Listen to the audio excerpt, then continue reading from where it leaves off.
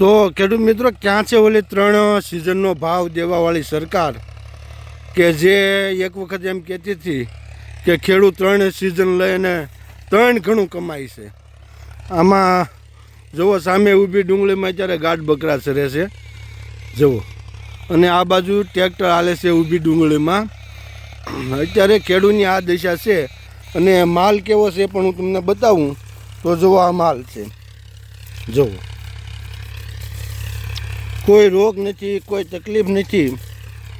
પણ હવે પરિસ્થિતિને આધીન આ ખેડૂતોને પગલું ભરવું પડે. જુઓ તમે હવે મિત્રો, આ મને લાગે છે કે આ ખેડૂતોની છે ને છાતી ઉપર કટર હાલે છે.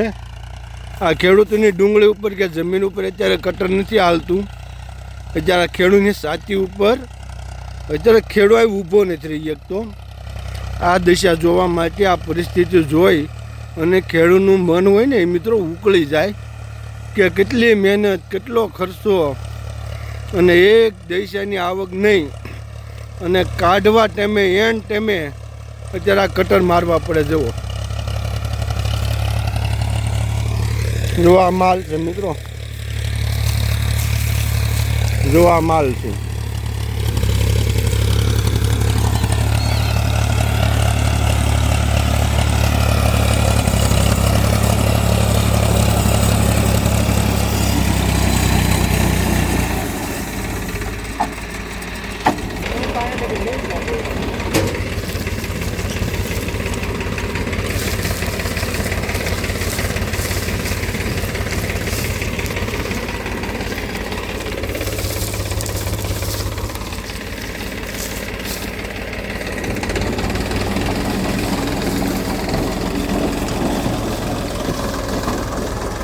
આ હાલત છે મિત્રો ગુજરાતના ખેડૂતની. આંખ ફાટી એવી ડુંગળી છે મિત્રો. અને જો આમાં આપણે મોગરા પણ ભાંગેલા છે કમ્પ્લેટ, કે જેથી કરીને છેલ્લે કદાચ ભાવ હોય તો આપણે રાખી શકીએ. પણ હવે આને તે કટર મારવાનું શરૂ કરી દીધું છે.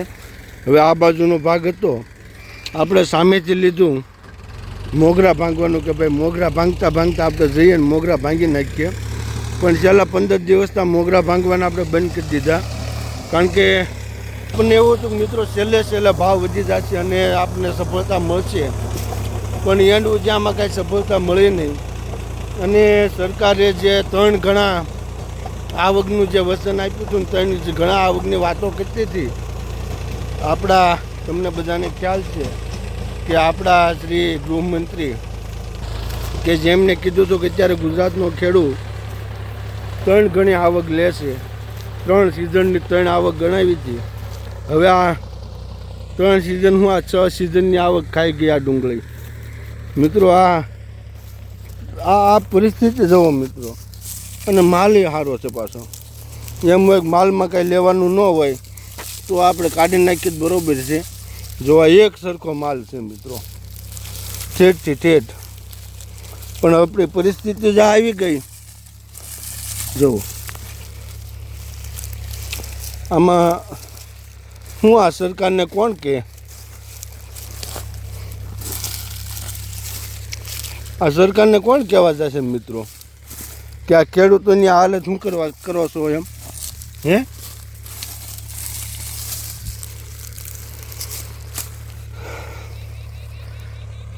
મિત્રો, હવે તમને સમજાવવા માટે મારી પાસે શબ્દો નથી.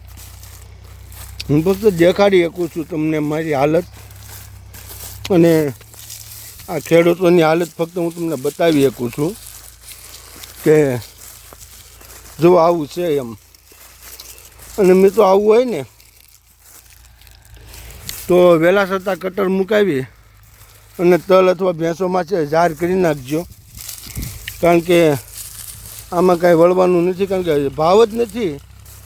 કારણ કે મિત્રો મારા ગામમાંથી કાલે 200-300 ઠેલા ગયા. થોડી તબિયત ખરાબ છે મિત્રો, બોલવામાં જરા અવાજ જાડો થઈ ગયો છે, ગળામાં દુખાવો થાય છે, એટલે થોડું બોલાય છે ઓછું. પણ મિત્રો ગઈકાલે મારા ગામમાંથી 200-250 ઠેલા માલ ગયો.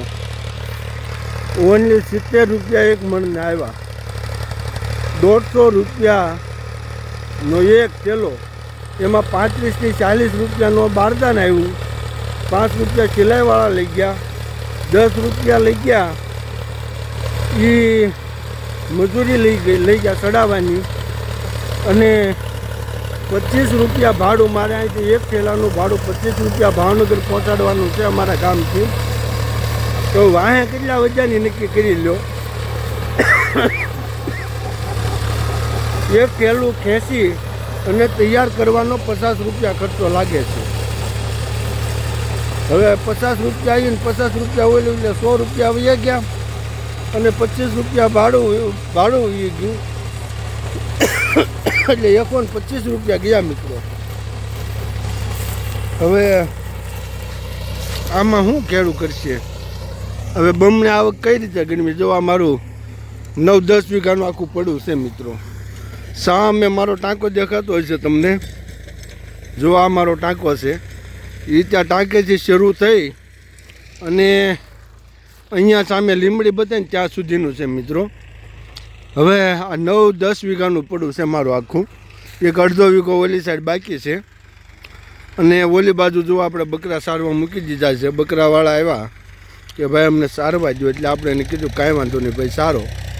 હવે સારવામાં જેટલું પોગતા થાય એટલે સારે છે, અને બાકીનામાં આપણે કટર વેતું મૂકી દીધું છે. આવી પરિસ્થિતિ છે મિત્રો. જો આ ખેડૂતોની કાંઈ લાગણી હોય તમને તો જરા ચેનલને પણ સબસ્ક્રાઈબ કરી લેજો, જેથી કરીને ખેડૂતોનો એકાદો સોર્સ શરૂ રહે. અને એ પણ સત્યતાની ચેનલ છે આપણી, કે જે આપણે સાચા અને ઓરિજિનલ વિડીયો મૂકીએ છીએ, જેથી કરી ખેડૂતો સુધી સાચી માહિતી પહોંચી શકે. નહીં કે કાંઈ વાંચ્યાની સોંપડીની. આ બધો પોતાનો અનુભવ છે મિત્રો. સુખે અહીંયા જોયું છે, દુઃખે આ વાડીમાં જોયું છે. અને આ વાડીમાંથી 9 વીઘામાંથી 7 લાખ રૂપિયાની આવક પણ લીધી છે, અને આ લાખો રૂપિયાની ખોટ પણ ખાધી છે મિત્રો. કારણ કે 400 રૂપિયાનું 1 મણ બી, અને એવું 25 મણ આપણે વાવ્યું છે. ખાતર નાખ્યું છે, યુરિયા ખાતર, DAP ખાતર, ત્યાર પછી દવાઓ. કારણ કે મિત્રો આ વર્ષે ખૂબ જ ઝાકળ હતો. ઝાકળને કારણે આપણી ડુંગળી હવામાં નહોતી રહેતી, જેના કારણે આપણે ખૂબ જ દવાનો છંટકાવ કરવો પડ્યો છે, કમસે કમ 5 થી 7 વખત. અને 1 વીઘા આપણે 4 પંપ નાખ્યા, એટલે 40 પંપ દવા થઈ 10 વીઘામાં. અને એક વખતનો ખર્ચો ખાલી 50 રૂપિયા એક પંપનો ગણી લો તો 2000 રૂપિયા થાય. એવી 6 વખત આપણે દવા છાંટી, એટલે સદુન 12000 રૂપિયા સીધા દવાના આપણે વહી ગયા. ત્યાર પછી ખાતર આપણે 2-3 વખત નાખ્યું, DAP નાખ્યું, પાયાનું ખાતર નાખ્યું હોય, આપણે ભેંસોનું સાણિયું ખાતર નાખ્યું હોય, અને 400 રૂપિયાની મણ એવી કળી કાજી, એ આપણે કમસે કમ વીઘે 25 મણ વાવી. એટલે તમે બેઝિક હિસાબ કરો ને મિત્રો.